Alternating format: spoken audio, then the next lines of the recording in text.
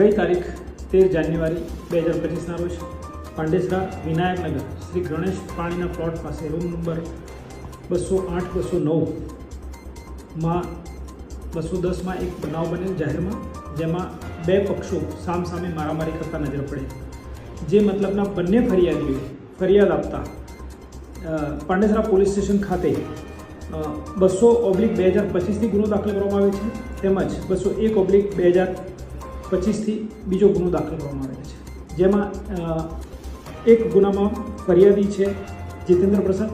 જેમાં સચિન, સૂર્યબાણ અને રોહિત આરોપીઓ છે, જેમણે એક મહિલાની છેડતી કરેલ હોવાનું તથા માર મારેલાનું જણાઈ આવે છે, જે મુજબ ફરિયાદીની ફરિયાદ લઈ પોલીસે ધોરણસરની કાર્યવાહી કરેલ છે અને તેઓને અટક પણ કરેલ છે, જેમાં એક આરોપી હાલ સારવાર હેઠળ હોય જેની અટક કરવાની બાકી છે. સામા પક્ષે ફરિયાદી શ્રી સચિન નાઓની ફરિયાદ લઈ કૃપાશંકર તેમજ જીતેન્દ્ર નાવના આરોપી હોય તેઓની પણ કૃપાશંકરની ધરપકડ કરવામાં આવી છે, તેમજ જીતેન્દ્ર હાલ સારવાર હેઠળ હોય એની ધરપકડ કરવાની બાકી છે. બંને પક્ષોએ સામસામે ફરિયાદ દાખલ કરતા બંનેની ધોરણસરની અટક કરવામાં આવી છે. બે આરોપીઓ સારવાર હેઠળ છે, જે સારવાર પૂરી થઈ તેઓની ધોરણસરની અટક કરવામાં આવનાર છે અને હાલ પાંડેસરા પોલીસ તપાસ ચલાવી રહી છે.